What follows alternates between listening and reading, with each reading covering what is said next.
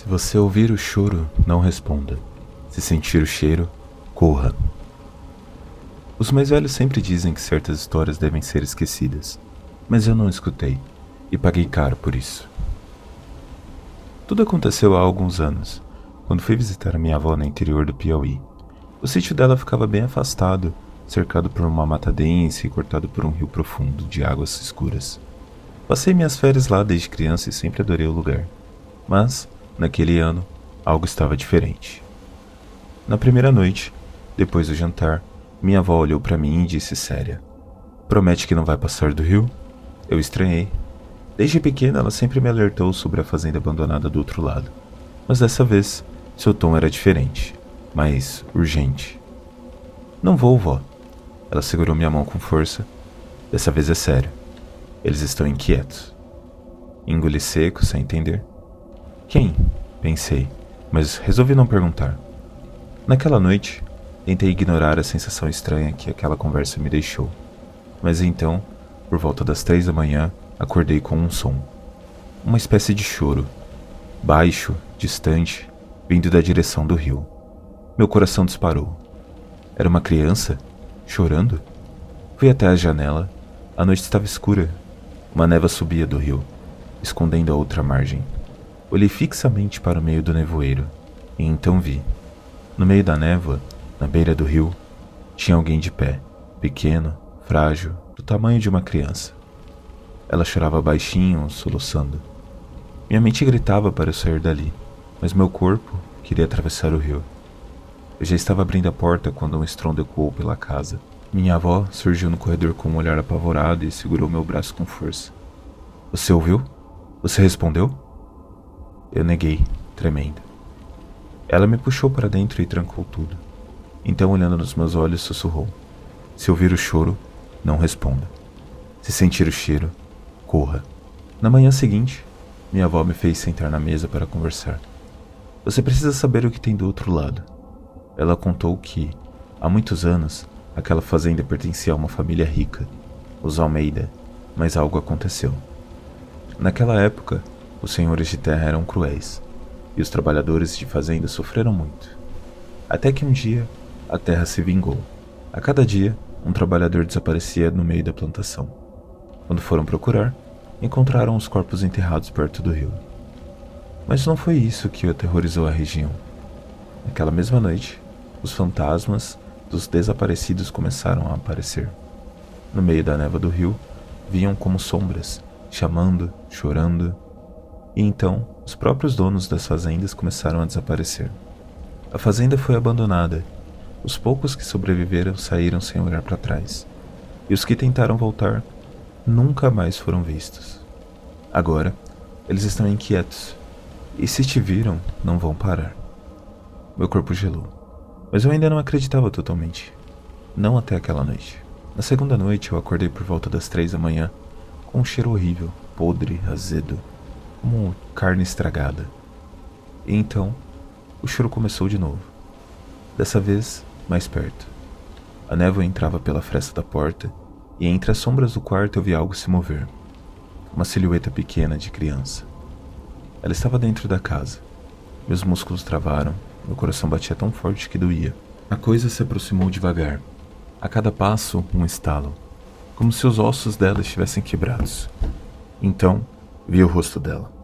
A pele pálida, os olhos fundos e escuros, e a boca aberta, num grito silencioso.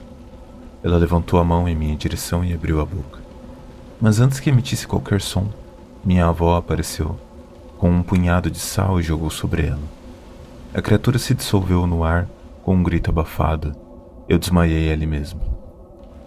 Acordei ao amanhecer, com minha avó segurando meu ombro com força. "Eles querem te levar. Você precisa ir embora." Ela explicou que, quando alguém cruza o olhar com um deles, a ligação está feita. Eles passam a chamar noite após noite, até a pessoa atender. E quem atende, nunca mais volta. Ela me fez prometer que nunca mais voltaria ali. Peguei minhas coisas e fui embora no mesmo dia. Depois daquela última noite no sítio, eu prometi nunca mais voltar. O que vi e vivi ali me assombrou por anos, e a única coisa que me manteve são foi acreditar que tudo tinha acabado. Mas o mal o mal não se apaga tão fácil. 3 meses depois, o choro voltou. Primeiro um sussurro distante, depois mais alto e mais próximo, até que uma noite senti o cheiro, podre, azedo, como carne estragada novamente. Acordei suando frio. Meu corpo travou quando percebi de onde vinha o som. Estava debaixo da minha cama. Fechei os olhos e segurei a respiração, tentando ignorar. Mas então, alguém segurou meu tornozelo. Meu grito engasgou na garganta. O toque era gélido, os dedos ósseos se prendendo na minha pele, me puxando. Eu sabia que se olhasse, tudo estaria ocupado. Com todas as forças que me restavam, me joguei para fora da cama e corri para acender a luz. O quarto estava vazio, mas no chão havia pegadas, pequenas, úmidas, levando até a porta. Eles haviam me encontrado. Tentei fugir, mas não há fuga de algo que já está dentro de você. Minha avó sabia disso. E quando eu liguei para ela implorando por ajuda, sua voz meio fraca e desesperada. Eles nunca quiseram a fazenda. Eles querem você. Ela me explicou. O sangue dos Almeida ainda corria nas minhas veias. Eu era o último laço vivo com o passado. E os aflitos queriam seu pagamento. Minha única chance era encerrar isso de uma vez por todas. Voltar ao sítio, enfrentar a origem de tudo, ou esperar que me levassem, pouco a pouco, noite após noite. Peguei o primeiro ônibus. O medo pulsava em cada célula do meu corpo, mas eu sabia que não tinha escolha. Minha avó estava esperando na varanda, pálida e fraca. O sítio parecia menor, mais sombrio. O vento trazia um sussurro inquieto. Naquela noite, esperei. Esperei pelo choro. E quando ele veio, pela primeira vez, eu respondi: eu estou aqui. O choro cessou, e então um silêncio ensurdecedor tomou conta do mundo. O abismo. Algo se moveu na neblina. Eles estavam lá. Todos eles. As sombras avançaram, saindo do rio, atravessando o mato. Os olhos vazios, os rostos consumidos pela escuridão, e no meio deles, uma mulher. Ela sorriu e disse: você finalmente entendeu. O meu corpo tremia, meu sangue parecia gelo nas veias. O que vocês querem? Minha voz saiu como um sussurro quebrado. Ela se aproximou, flutuando a centímetros do chão. O cheiro podre ficou mais forte. Então, ergueu uma mão esquelética e tocou meu peito. E eu vi tudo que foi escondido. Os rituais, os sacrifícios, meu próprio bisavô oferecendo crianças ao solo em troca de terras férteis. Meu sangue manchado há gerações. Os aflitos nunca quiseram vingança. Eles queriam um herdeiro. Alguém para continuar o ciclo. A escolha era minha: aceitar meu lugar e governar sobre os mortos, ou me tornar um deles. Minha avó surgiu atrás de mim, segurando um punhado de sal e murmurando rezas antigas. Mas eu sabia que dessa vez não adiantaria. A mulher me olhou, esperando minha resposta. Então, eu sorri em aceitação. Aceitei o toque dela. O frio me consumiu. Minha avó gritou, mas eu já não a ouvia. O mundo se apagou. Quando abri os olhos novamente, estava no meio da névoa, cercado por olhos vazios. E eu sabia que agora eu era um deles. A fazenda dos aflitos não foi destruída.